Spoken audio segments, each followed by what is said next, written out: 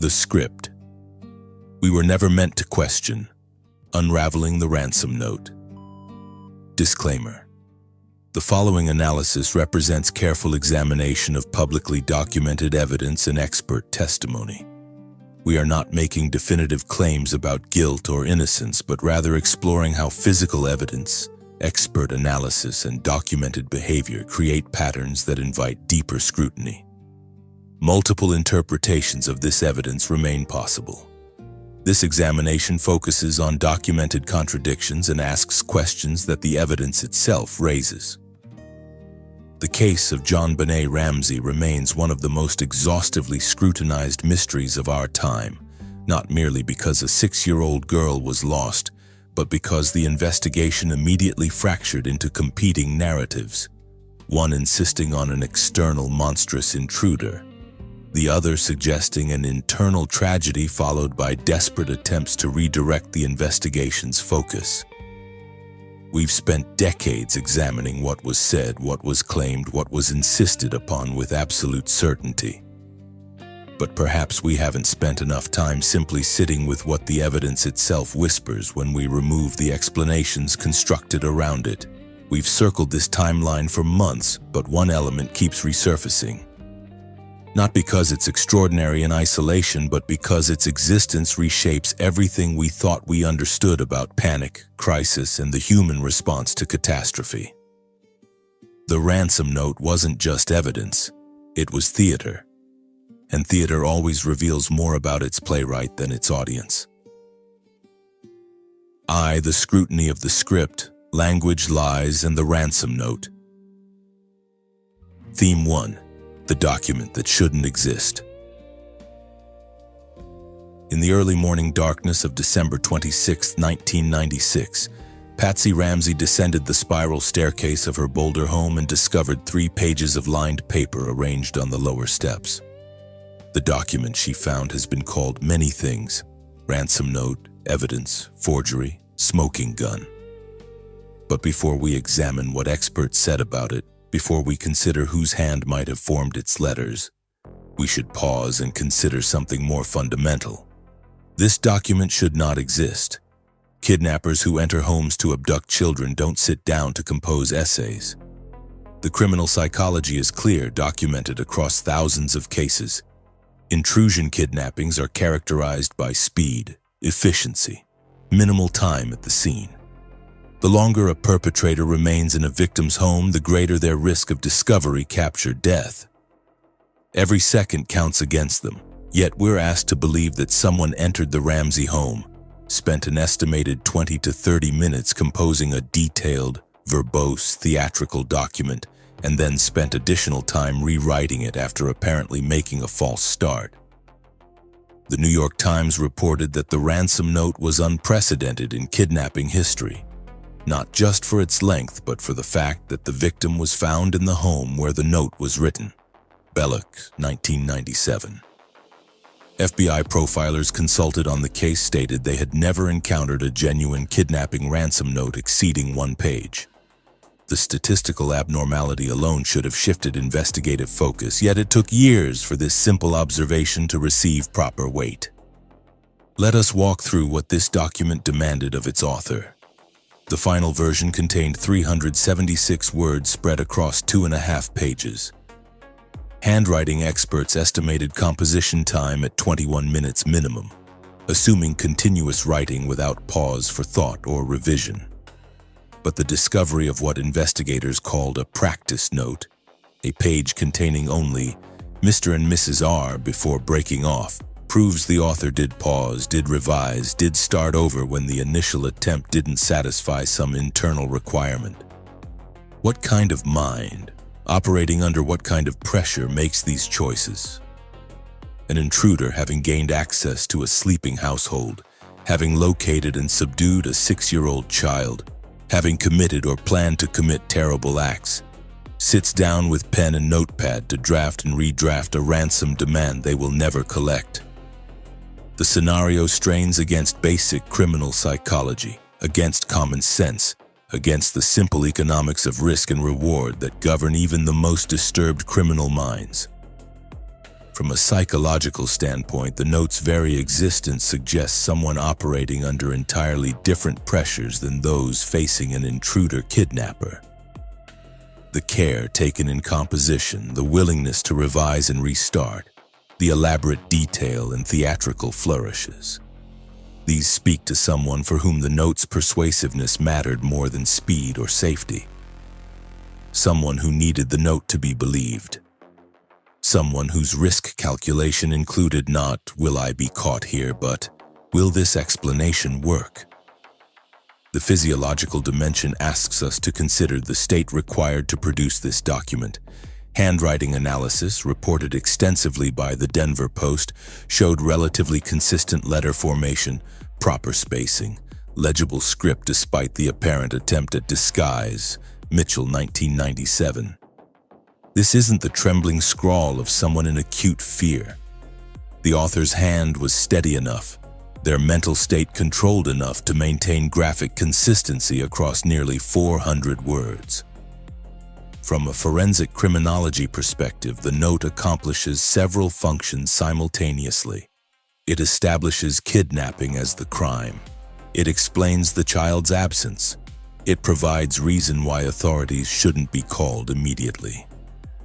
It creates a timeline, the tomorrow when the supposed exchange would occur, that buys hours before questions would inevitably arise. Most significantly, it directs attention outward toward foreign faction and exotic criminal conspiracies, away from the domestic space where the child would ultimately be found. The anthropological lens reveals how the note draws on cultural scripts about kidnapping, the ransom demand, the threats, the warnings about authority contact, but performs them in ways that deviate tellingly from actual criminal practice. Real kidnappers communicate efficiently. We have your daughter. $118,000 in small bills. Instructions tomorrow, no police or she dies. 20 words convey the essential information. Yet this note spends 376 words creating character, voice, scenario. The work of someone building a fictional world rather than conducting criminal enterprise. The philosophical question emerges: what truth requires such elaborate fiction to obscure? If the child was simply taken by an intruder, no note is needed. The absence speaks for itself. The note exists because someone needed to shape how the absence would be understood, needed to control the initial narrative, needed to redirect investigation before it could begin. Theme 2. The language that betrays itself.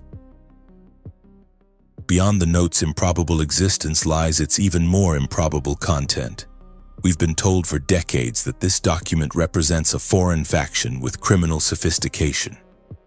Let us read it again, stripping away assumptions, attending only to what the language itself reveals.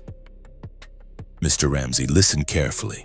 We are a group of individuals that represent a small foreign faction. The opening establishes authority and threat, but listen to what follows. We respect your business but not the country that it serves.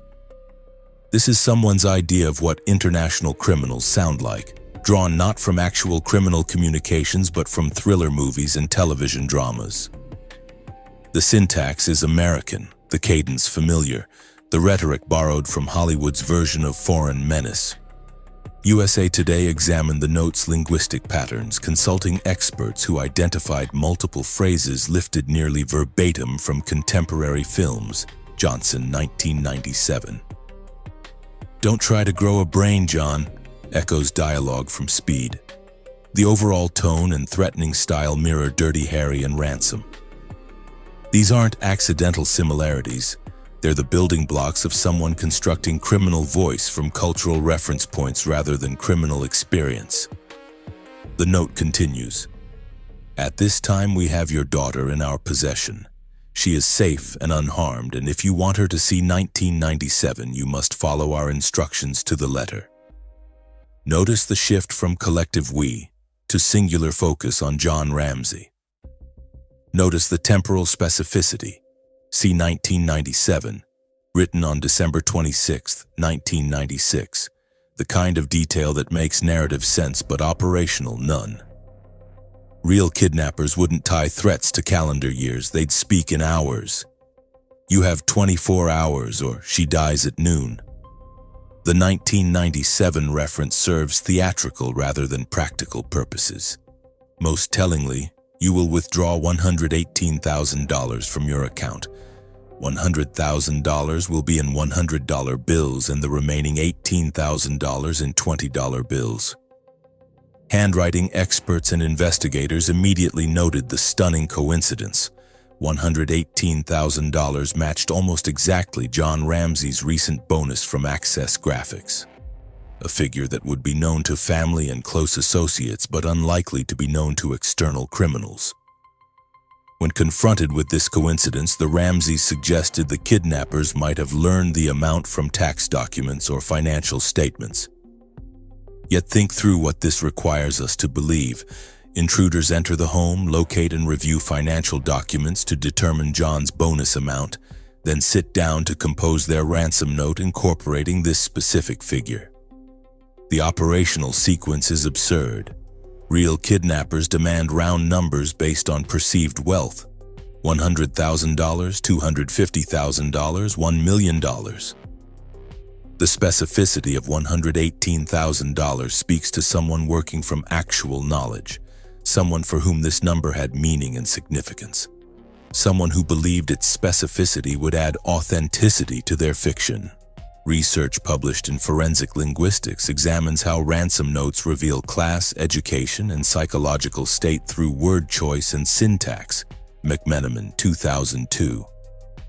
This note uses hence, attaché, adequate, deviation, vocabulary suggesting education and middle-class American background. The sentence structures are complex, grammatically correct despite the emotional content. The author is comfortable with written communication, familiar with formal epistolary conventions despite the supposed criminal context. The Guardian reported on linguistic analysis identifying what experts called maternal language patterns.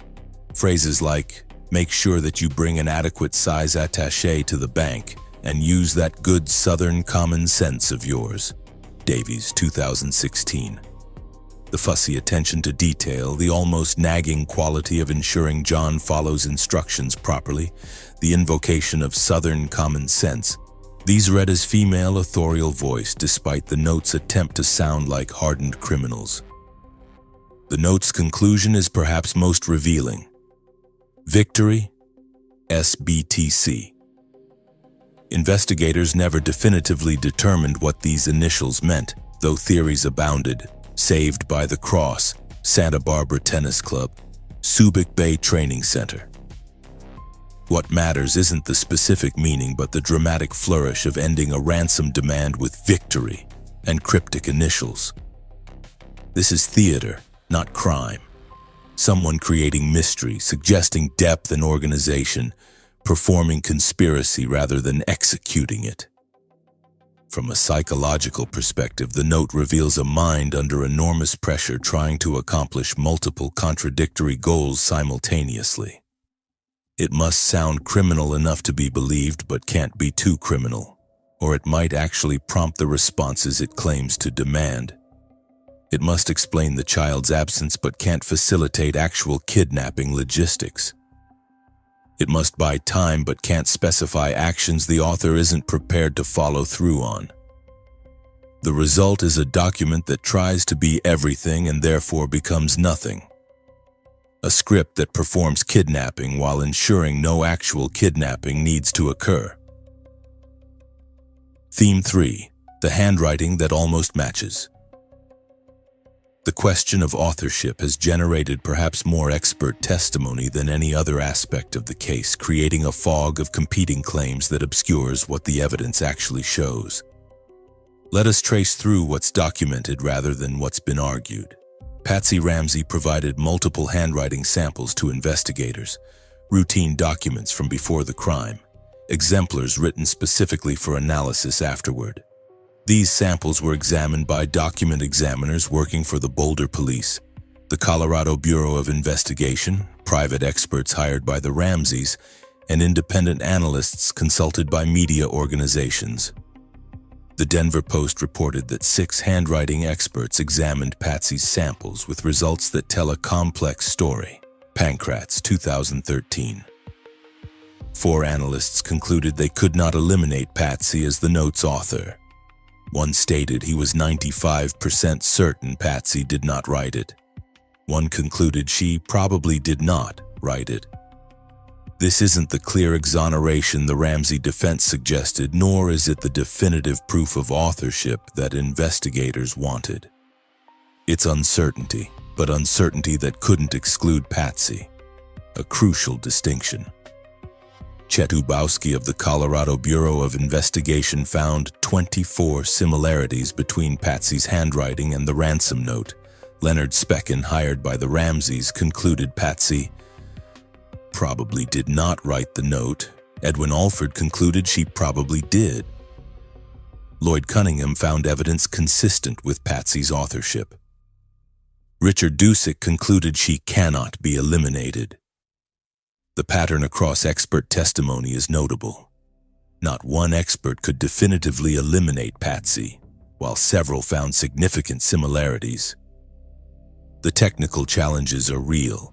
Analyzing disguised handwriting, particularly manuscript printing rather than cursive, reduces certainty. The author clearly attempted to mask their natural hand, creating variations in letter formation, changing slant and pressure. Yet certain habitual patterns persist despite disguise attempts. CNN reported that experts noted Patsy's distinctive formation of certain letters, particularly lowercase a with a curved tail, specific crossing patterns on T, characteristic spacing, appearing in both her known samples and the ransom note. Lawrence, 1998. From a physiological standpoint, handwriting represents deeply ingrained motor patterns, neurological pathways formed through years of practice. Disguising handwriting requires conscious effort to override these automatic patterns, but under stress or fatigue, the natural hand tends to emerge. If we examine the note looking for these breakthrough moments, places where disguise fails and habitual patterns surface, we find them concentrated in specific letters and letter combinations that match Patsy's documented hand. The psychological dimension asks us to consider what writing this note would require of its author. The disguise attempt itself reveals consciousness of the writing as evidence, awareness that the hand could betray the author. Someone writing a genuine criminal ransom note might disguise their writing to prevent identification if the note was recovered, but someone staging a ransom note while actually being in the home would have even stronger motivation. Their handwriting samples would be immediately available to investigators for comparison. From a forensic criminology perspective, the handwriting evidence becomes most significant not in isolation but in combination with other factors. The note was written on Patsy's notepad, with Patsy's pen, using paper from Patsy's home, in Patsy's house, with content suggesting female authorship, with handwriting that multiple experts couldn't eliminate as Patsy's. Each element individually might be circumstantial, but the accumulation creates a pattern difficult to dismiss as coincidence. The anthropological lens examines how American middle-class women of Patsy's generation were taught penmanship, the specific styles emphasized in Southern schools during the 1960s, the cultural expectations around feminine handwriting that would have shaped her early training. These ingrained patterns, visible in her known samples, create what document examiners call a signature despite conscious attempts at disguise. Yet we must hold these observations with appropriate uncertainty. The handwriting analysis didn't produce definitive proof. It produced patterns, similarities, and inability to exclude. This matters because it shifts the burden. If experts could have definitively eliminated Patsy, the entire investigative focus would have shifted immediately. Their failure to do so, despite extensive analysis, suggests the possibility remained viable based on the evidence itself, not merely investigative bias. The philosophical question becomes, what do we do with evidence that whispers rather than shouts? The handwriting doesn't scream Patsy's authorship, but it refuses to eliminate her, refuses to point decisively elsewhere. In the space of that refusal, we're left contemplating possibilities rather than certainties, suspicions rather than proof. 2. The confounding moments in the timeline. Theme 1. The pineapple that shouldn't be there.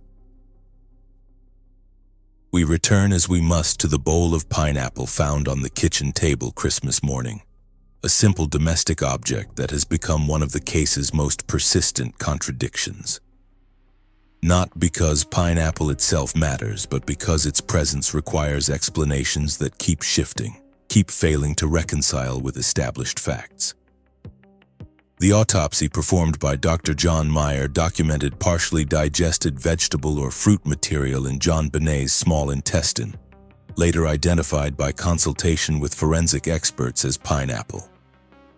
The digestion state indicated consumption within approximately 2 to 4 hours before death.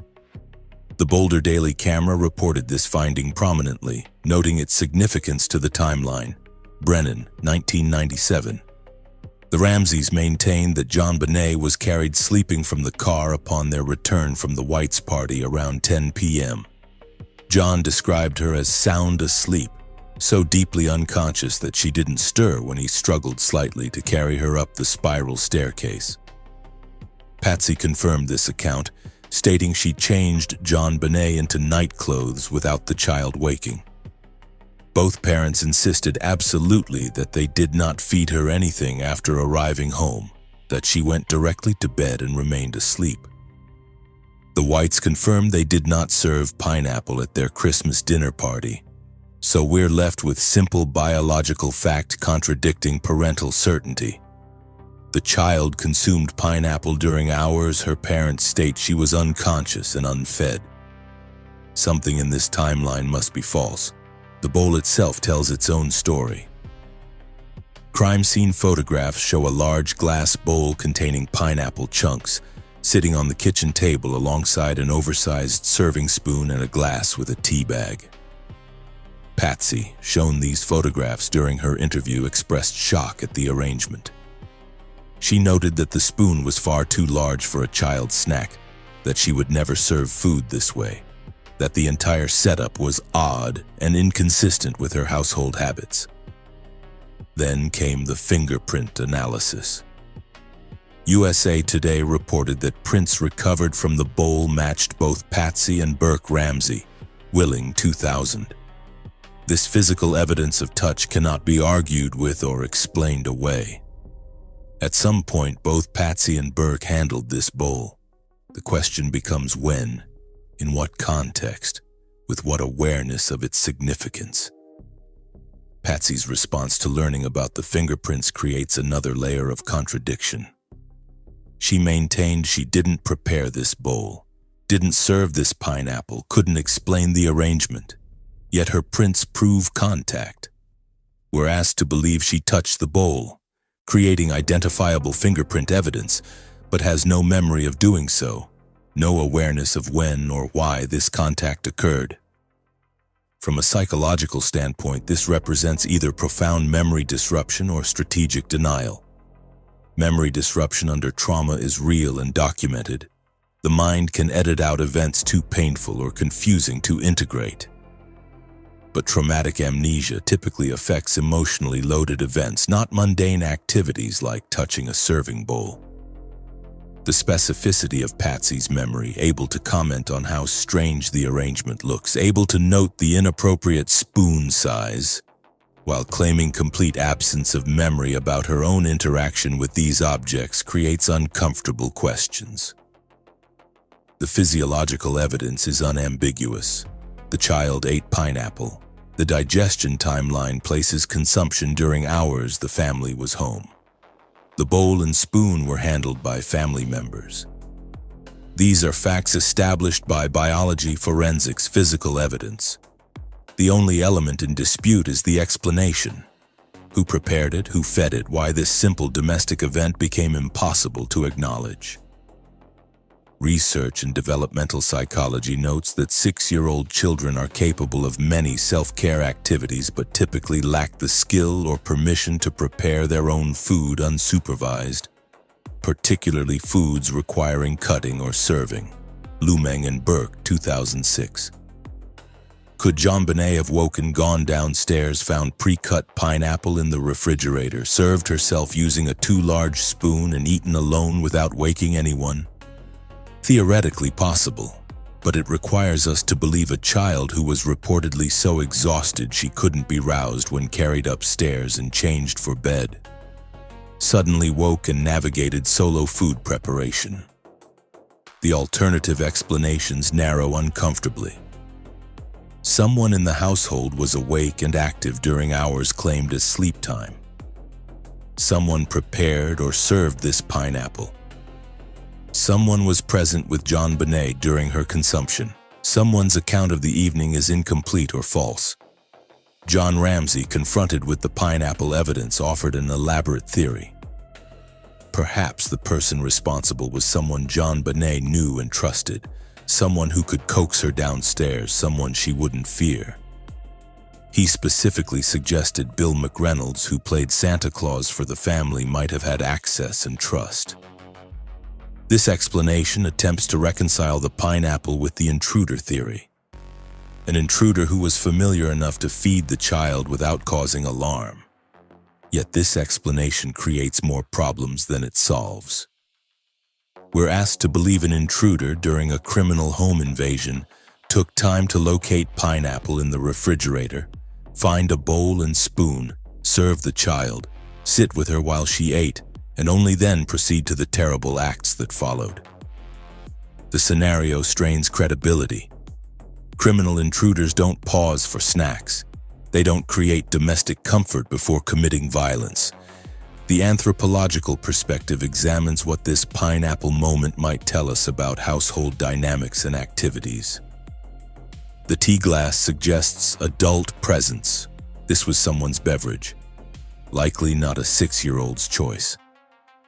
The large spoon suggests either child selection without adult guidance or adult hurry and inattention. The dining table location rather than kitchen counter or breakfast bar suggests sitting down, taking time, a moment that wasn't hurried or hidden. What becomes clear is that the pineapple evidence refuses to fit either the intruder narrative or the stated family timeline. It sits there in the photographic record. Biological evidence confirming its consumption, fingerprint evidence proving family handling. Yet explanations that satisfy these facts remain elusive, shifting, contradicted by other established elements of the case. Theme 2. The staging that speaks too loudly. When we move from the pineapple to the condition in which JonBené was found, we encounter staging so elaborate it forces questions about purpose and authorship. The child wasn't simply concealed. She was arranged, wrapped, positioned in ways that create narrative, that suggest care and violence simultaneously, that perform multiple contradictory meanings. The Denver Post reported that JonBené was found in the wine cellar, a small storage room in the basement's farthest corner. Simpson, 1997. Her body was wrapped in her favorite white blanket, the kind of detail suggesting intimate knowledge of the child's preferences and possessions.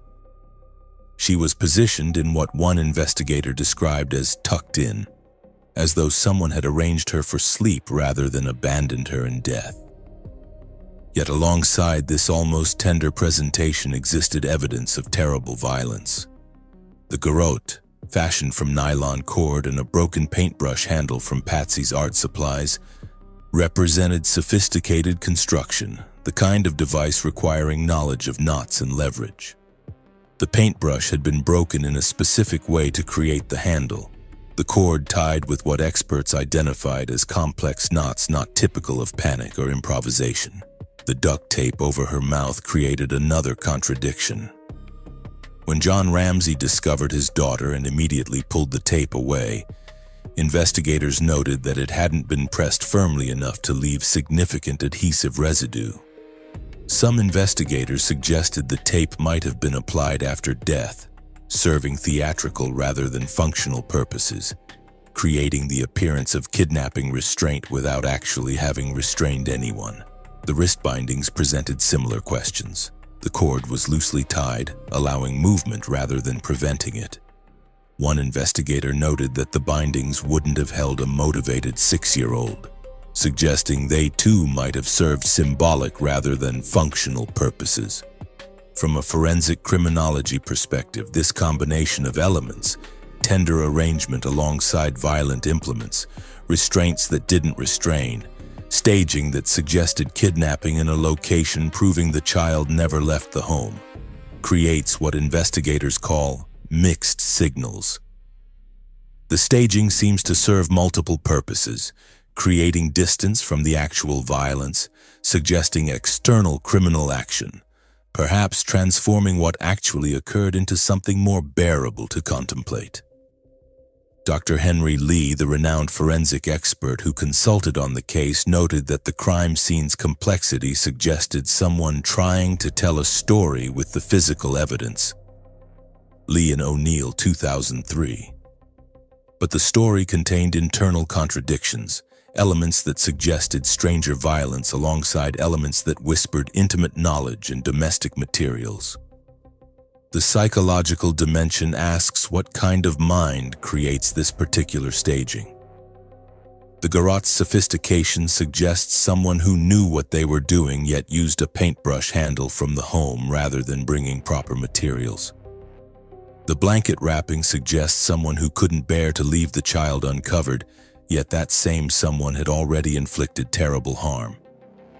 The basement location, remote, unlikely to be found quickly, suggests someone buying time. Yet the ransom note promised the child was with kidnappers elsewhere, making her presence in the home a contradiction to the crafted narrative. Research in psychology, crime, and law examines staging in homicides, noting that staging typically serves one of several purposes: redirecting investigation toward alternative suspects, obscuring the true nature of the crime, or managing the psychological response of the person responsible. Turvey, 2000. The Ramsey staging seems to attempt all three simultaneously, suggesting stranger intruder, obscuring what actually occurred, perhaps making the scene more bearable for whoever created it. The physiological research on stress and decision-making suggests that people in extreme crisis can perform complex physical tasks while in states of profound psychological dissociation. Someone might construct an elaborate garrote, arrange a body carefully, write a lengthy ransom note, all while in a state where conscious awareness is limited, where actions feel dreamlike and divorced from full emotional understanding of what's being done. The anthropological lens examines how the staging draws on cultural scripts about kidnapping, violence, and criminal behavior. The duct tape, the rope bindings, the ransom note. These are elements from thriller movies and crime dramas, the cultural vocabulary of kidnapping rather than its actual practice. Someone created this scene using the language of fictional crime rather than real criminal experience.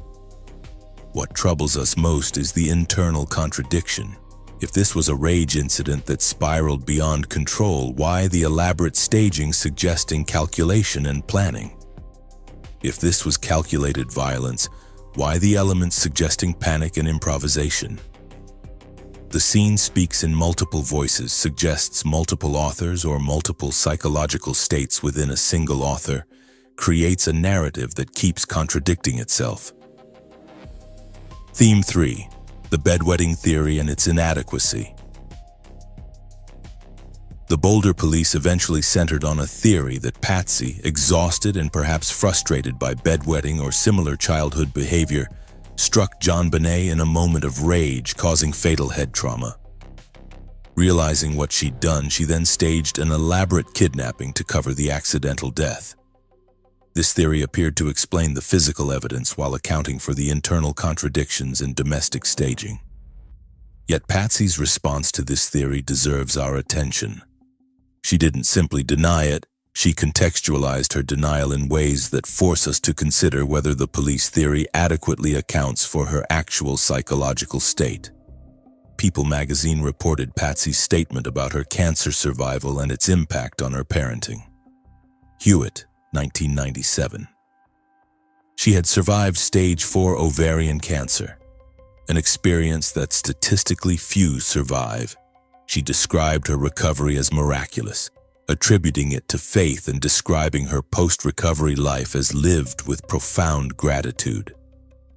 She stated that after surviving cancer, trivial domestic frustrations like bedwetting simply didn't register as significant stressors. Her perspective had been fundamentally altered by confronting mortality. From a psychological standpoint, this rings true. Research on post-traumatic growth, published in the Journal of Traumatic Stress, documents how survivors of life-threatening illness often experience permanent shifts in what they perceive as important or stress-inducing. Tedeschi and Calhoun, 2004. Survivors frequently report that minor daily frustrations that once triggered stress no longer do so. Perspective has been recalibrated by the experience of facing death. The physiological research supports this as well. Surviving severe illness creates what researchers call stress inoculation. The body's stress response system recalibrates, becoming less reactive to minor stressors after experiencing major existential threat. Dienstbier, 1989. Someone who has survived cancer would theoretically have higher thresholds for stress responses to everyday parenting challenges.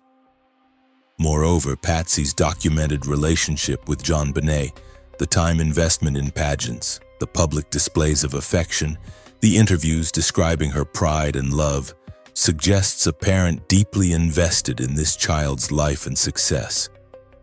The pageant participation, whatever we might think of it, represented hours of shared activity, preparation, travel.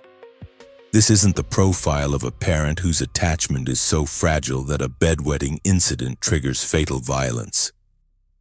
Yet we must hold competing observations in tension.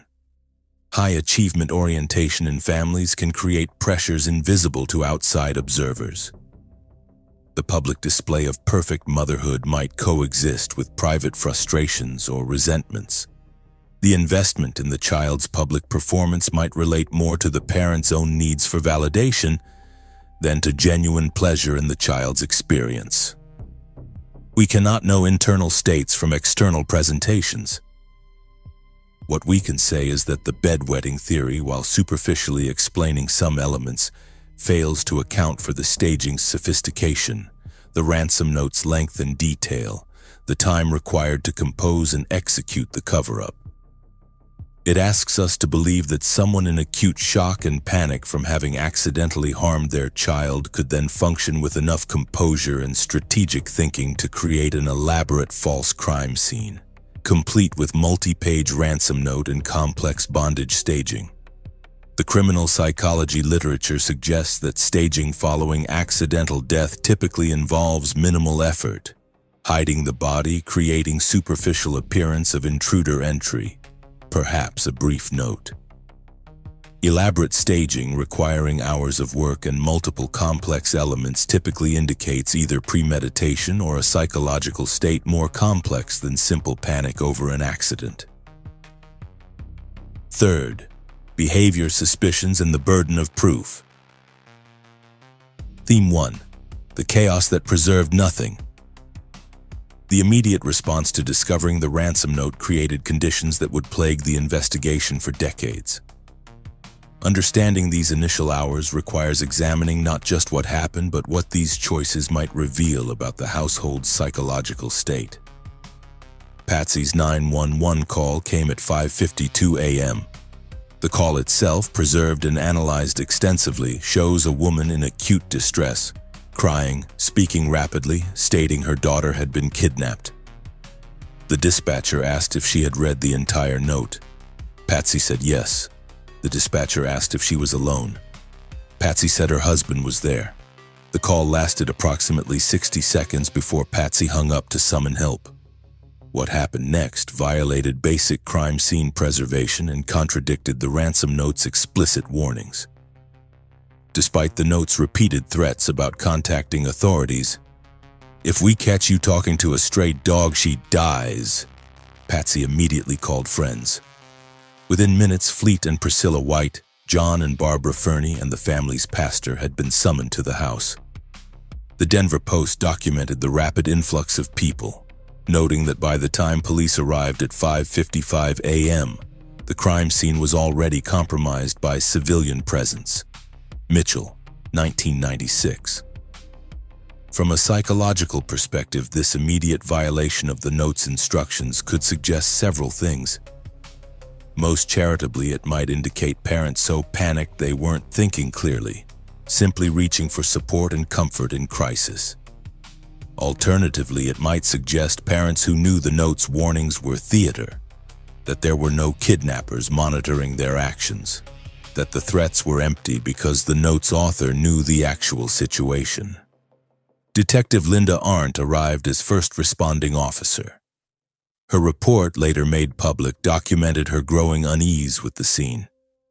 The Boulder Daily Camera quoted Arndt describing the parents' behavior as unusual, John pacing and periodically leaving the room, Patsy remaining on the floor near the front door, seemingly unable to function. Brennan, 1997. Arndt noted that the couple seemed to interact minimally with each other, showing little mutual comfort or support despite facing their worst nightmare together. As hours passed with no call from supposed kidnappers, Arndt suggested John and Fleet White search the house for anything unusual. The instruction itself seemed strange. If they believed JonBené had been kidnapped and removed from the home, what would searching the house accomplish? But John immediately headed to the basement. The discovery sequence has been documented extensively. John went directly to the wine cellar, a small storage room in the basement's farthest corner. He later stated he'd searched this area earlier that morning during his initial walkthrough but hadn't opened the wine cellar door. This raises immediate questions. Why not? If searching for your missing daughter, why would you not check every room, every closet, every possible hiding place? The wine cellar wasn't locked. It had only a simple wooden latch. Yet during his morning search, John reportedly looked at the door and moved on without opening it. Now, directed to search again hours later, John opened the door and immediately found his daughter's body.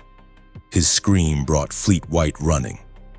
What happened next would destroy crucial evidence. John ripped the duct tape from JonBenét's mouth and dropped it. He began untying the wrist bindings. He picked up the body and carried it upstairs despite Fleet White's attempts to stop him. Detective Arndt described seeing John emerge from the basement carrying JonBené.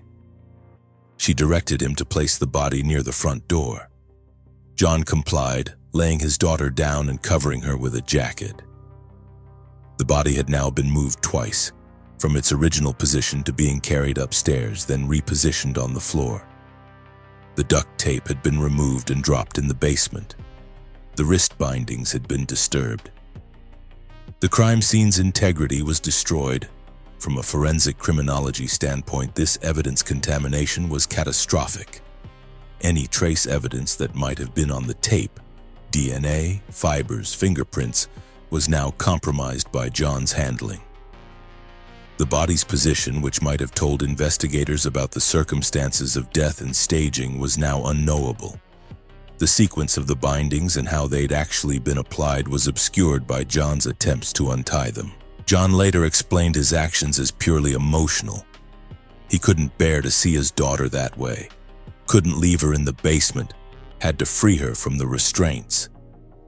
Yet this explanation requires us to accept that a parent who had spent hours believing his daughter kidnapped, who had been warned that any misstep would result in her death, who had just discovered her body in his own basement, could still think clearly enough to recognize that his actions were contaminating evidence, but chose emotional need over investigative preservation.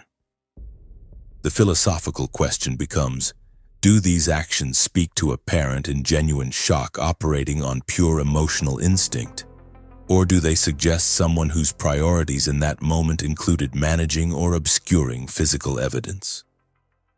We cannot know intent from actions alone, but we can note that the effect of John's choices was to severely compromise investigators' ability to reconstruct what actually occurred. Theme 2: The Lawyers and the Lost Time. In the crucial days following JonBenét's death, the Ramseys made choices about cooperation with investigators that would define the case's trajectory. Understanding these choices requires examining both what they did and what these decisions might reveal about their mental state and priorities. On December 26th, even before the body was found, the Ramseys had contacted their attorney, Mike Bynum. By the 27th, Bynum had brought in additional legal representation. CNN reported that within 48 hours of JonBenét's death, the Ramseys had assembled a legal team that would eventually include some of the country's most prominent criminal defense attorneys. Lawrence, 1996. The police wanted immediate, extensive interviews with both parents. The Ramseys, on advice of counsel, declined. They would not sit for formal police interrogations until 4 months later, in April 1997. Even then, the interviews occurred only under strict conditions, with attorneys present, with DA representation, with limitations on question scope and duration.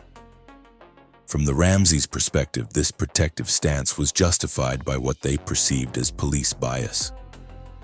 John stated that he believed the Boulder police had decided early on that the family was responsible and were conducting not an open investigation, but a persecution designed to force confession. He cited leaked information to media, pressure tactics, including refusing to release JonBenét's body for burial unless the parents agreed to interrogation, and what he characterized as a lynch mob mentality.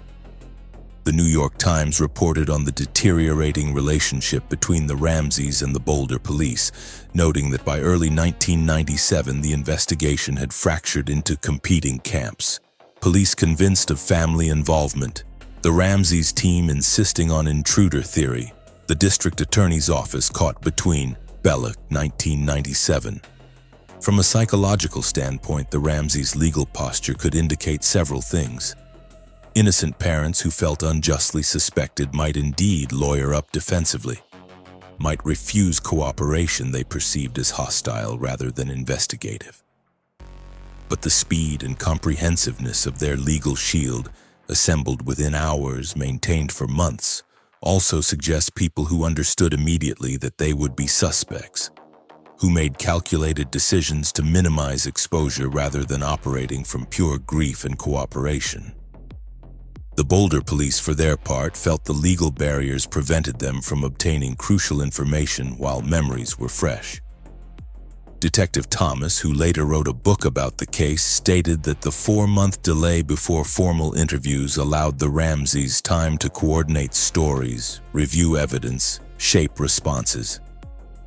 Whether this suspicion was justified or represented investigative frustration cannot be definitively determined, but it created a dynamic where both sides viewed the other as acting in bad faith. The anthropological lens examines how class and resources shaped this legal interaction.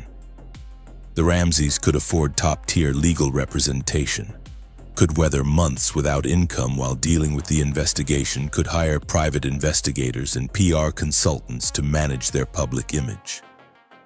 Less affluent families in similar circumstances would have faced far greater pressure to cooperate, would have lacked the resources to maintain extended legal defense. The investigation became in part a conflict between institutional power, police prosecution, and private wealth, legal teams, media management. What troubles many observers is that innocent parents are expected to cooperate fully, to trust that truth will emerge through investigation, to prioritize finding the person responsible over protecting themselves. The Ramseys' decision to prioritize legal protection over immediate cooperation created a perception, fair or unfair, that they had something to hide, that their interests diverged from the investigation's interests. Yet we must also acknowledge that the American legal system gives all suspects the right to counsel and the right against self-incrimination precisely because innocent people can be wrongly convicted, because investigation can become persecution, because cooperation isn't always in even an innocent person's best interests if investigators have already decided on guilt. The tragedy is that the delay and legal barriers, whatever their motivation, meant that crucial questions were never asked while memories were fresh.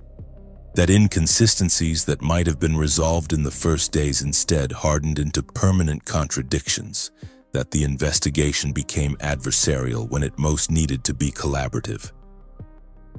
Theme 3: The DNA and the exoneration that wasn't. In 2008, DA Mary Lacy sent a letter to the Ramseys' attorney stating that new DNA testing had cleared the family of involvement in JonBenét's murder. Media coverage presented this as exoneration, as vindication of the family's decades-long insistence on innocence. Yet when we examine the DNA evidence carefully, the picture becomes considerably more complex. The DNA in question came from multiple sources. Unknown male DNA was found in JonBenét's underwear. Additional unknown male DNA was found under her fingernails and on her long johns. Testing in 2008 using newer techniques suggested the DNA from the underwear and long johns might match, indicating a single unknown male contributor. USA Today reported the exoneration prominently, noting that the DNA evidence appeared to support the intruder theory. Johnson, 2008. The Ramseys' attorneys presented this as proof that an unknown male had been present and involved in the crime. Yet DNA experts who examined the evidence noted significant limitations. The amount of DNA was extremely small, trace amounts that might have transferred through secondary contact rather than direct involvement. Dr. Lawrence Kobylinski, quoted in the Denver Post, explained that such small amounts of DNA could transfer through manufacturing processes, through handling of clothing before it was worn, through innocent contact unrelated to the crime. Simpson, 2008.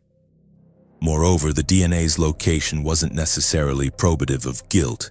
DNA under fingernails might come from scratching an attacker, but it might also come from normal daily contact.